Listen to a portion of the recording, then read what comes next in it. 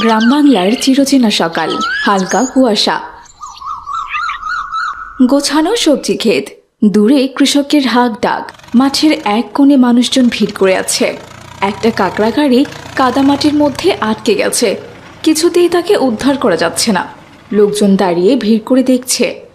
সেখানে ছোট্ট সাজিদও তার মায়ের সাথে এসেছে, কিন্তু সে এখনো জানে না আজ তার কপালে কি দুঃখ অপেক্ষা করছে। হায় আল্লাহ, গাড়িটা তো তুলতেই পারছে না এতগুলো লোকজন। হাই হাই, গাড়ি সাকারে তো কাদা একদম কামড়ায় ধরছে, আরো লোকজন ডাকতে হইব।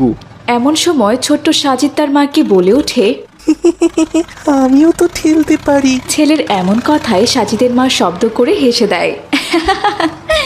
না বাবা, তুমি তো ছোট, তুমি পারবে না বাবা।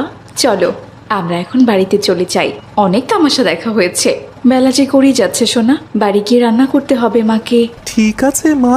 এরপর মাহমুদা তার কোলে থাকা ছোট্ট বাচ্চা আর সাজিদকে নিয়ে বাড়ির পথে হাঁটা শুরু করে। ছোট্ট সাজিদ ঠক ঠক করে জমির উপর দিয়ে মায়ের পেছন পেছন হেঁটে চলেছে। হঠাৎ সাজিদ মাকে ডেকে বলছে, মা মা, আমাকেও কোলে নাও না। মা একটু পেছনে তাকিয়ে হাসে আর বলে, বাবা তোমার ছোট্ট ভাই তো আমার কোলে, দুজনকে তো আমি একসাথে নিতে পারবো না বাবা। আসো বাবা, একটু কষ্ট করে না হয় ধীরে ধীরে আসো। তারপর তারা পুনরায় হাঁটা শুরু করে। এদিকে জমির মাঝখানে আগে থেকেই গভীর নলকূপের জন্য প্রায় 55 ফিট দৈর্ঘ্যের গভীর গর্ত খোঁড়া হয়েছিল। লোকজন যাতে গর্তে পড়ে না যায় তাই গর্তের মুখ খড় দিয়ে ঢেকে রাখা হয়েছিল। দেখলে বোঝাই যায় না ওই খড়ের নিচে যে মৃত্যুসম গভীর একটা গর্ত লুকিয়ে আছে। সেখানে পা রাখতেই ছোট্ট সাজিদ ধপাস করে পাইপের মধ্যে পড়ে যায়। মা মা, বাঁচাও বাঁচাও আমাকে, আমার যে খুব ভয় লাগছে। ছেলের এমন ডাকে মাহমুদা চমকে পেছনে ফিরে তাকায় আর তার বাচ্চাকে খুঁজতে থাকে। তার মুখ প্রশ্নবিদ্ধ ও বিস্মিত এবং ফ্যাকাশে হয়ে যায়।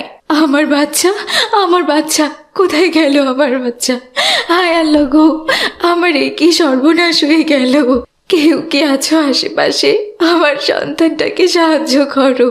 সাজিদের মায়ের এমন চিৎকার আর কান্না শুনে এক এক করে সেখানে অনেক লোক জড়ো হলো। কি হইছে মা, কাঁদতাছো কেন তুমি এইভাবে? চাচা গো, আমার যে সর্বনাশ হয়ে গেছে গো, আমার ছেলে সাজিদ গর্তের ভেতরে পড়ে গেছে।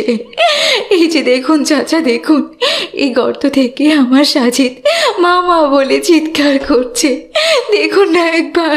আরে তাই তো, কে কোথায় আসো? তাড়াতাড়ি এইদিকে আহো, সাজিদ রে বাঁচাইতে হইব, সাজিদ যে গর্তে পড়া গেছে। সাজিদ, বাবা সাজিদ, আমার বাপ, শোনো বাবা,